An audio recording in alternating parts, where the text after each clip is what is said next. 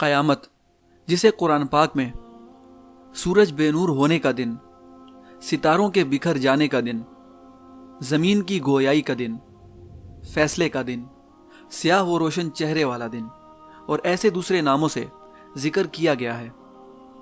یوں تو قیامت کا مخصوص دن اللہ پاک کی ذات کے علاوہ کوئی نہیں جانتا،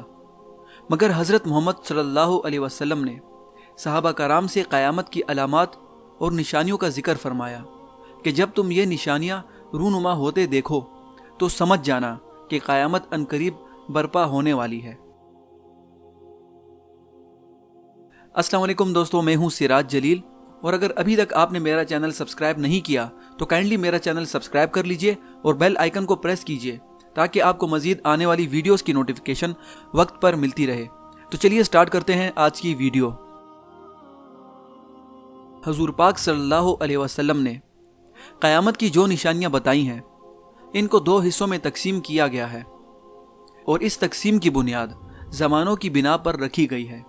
یعنی پہلے رونما ہونے والی علامات کا زمانہ حضرت محمد صلی اللہ علیہ وسلم کے دنیا سے پردہ فرمانے کے بعد سے امام مہدی علیہ السلام کے ظہور تک ہے، جبکہ دوسری علامات کا زمانہ حضرت امام مہدی علیہ السلام کے ظہور سے سور پھونکنے تک ہے، اور یہیں سے قیامت کی ابتدا ہوگی۔ دوستو، ان میں سے پہلی رونما ہونے والی علامات کو علامات صغریٰ کہا جاتا ہے،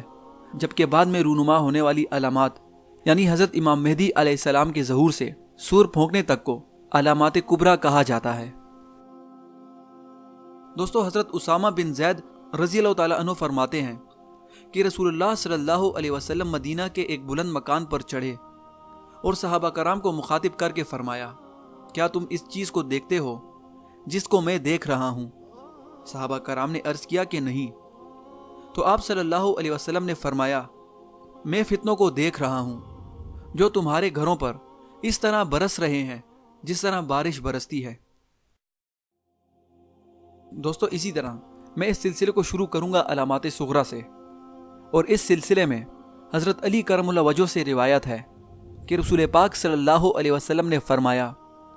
کہ جب لوگ امانت مال غنیمت کی طرح حلال سمجھ کر کھائیں، اولاد والدین کی نافرمانی اور بد لوگوں سے دوستی کرے، علم کو غور و فکر اور اصلاح کی بجائے دنیاوی غرض کے لیے حاصل کیا جائے، ہر قبیلے و قوم میں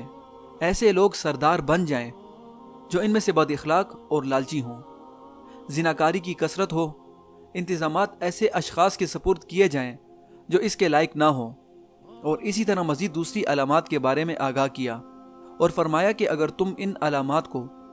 پورا ہوتے ہوئے دیکھو تو اس وقت نہایت سرخ رنگ کی آندھی اور عذاب کے آنے کا انتظار کرو،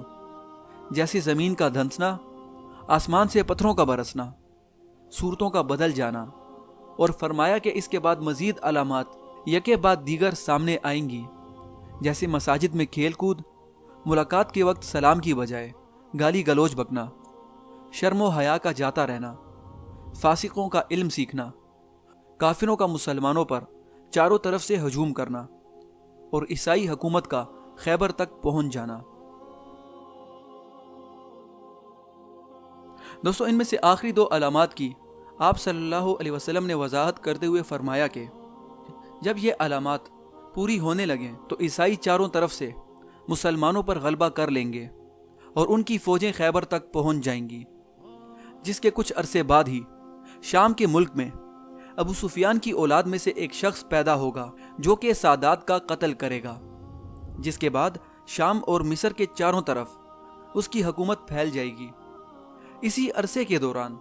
روم کا ایک بادشاہ عیسائیوں کے ایک فرقے کے ساتھ جنگ جبکہ دوسرے فرقے کے ساتھ صلح کر کے متحد ہو جائے گا، اور دوستو حملہ آور یہ فرقہ ترکی تک پہنچ جائے گا اور قسطنطنیہ پر قبضہ کر لے گا۔ یہاں میں آپ کو بتاتا چلوں کہ قسطنطنیہ دراصل میں ترکی کے شہر استنبول کا پرانا نام ہے، جسے روم کے ایک بادشاہ کانسٹنٹین کے نام پر رکھا گیا تھا جو کہ ایک عیسائی تھا۔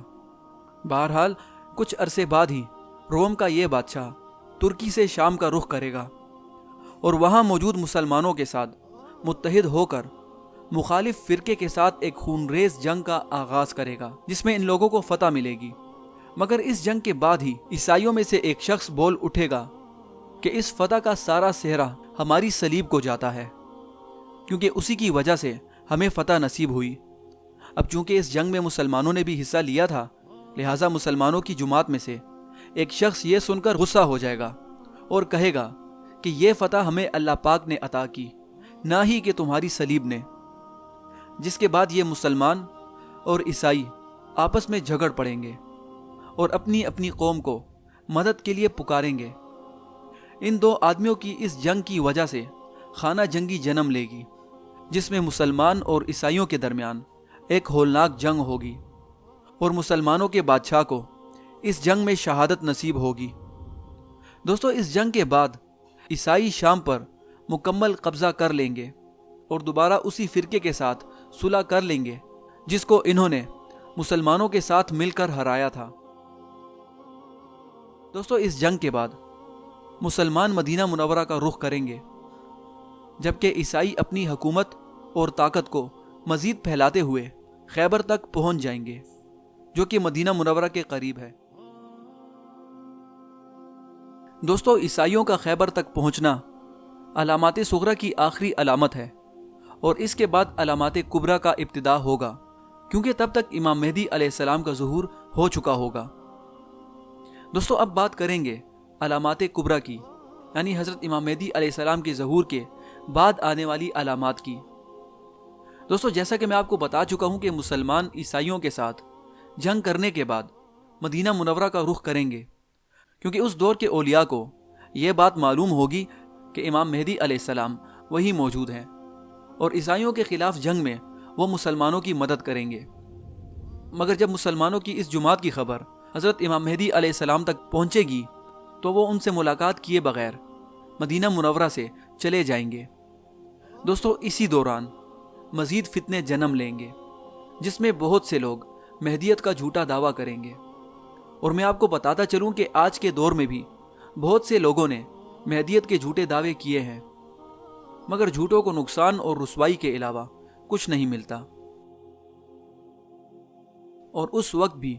झूठे मेहदियत के दावे करने वाले मुंह की खाएंगे। बहरहाल मुसलमान इमाम मेहदी अलैहिस्सलाम को ढूंढने और तलाश करने की जद्दोजहद जारी रखेंगे, मगर इमाम मेहदी अलैहिस्सलाम कहाँ मिलेंगे और कैसे काफिरों के खिलाफ जंग में इनकी मदद करेंगे, ये सब जानने के लिए जुड़े रहिए इस सीरीज के अगले एपिसोड तक। दोस्तों, तब तक के लिए अपना ख्याल रखिएगा और इस नॉलेज को अपने दोस्तों के साथ भी शेयर कीजिएगा। अल्लाह हाफिज।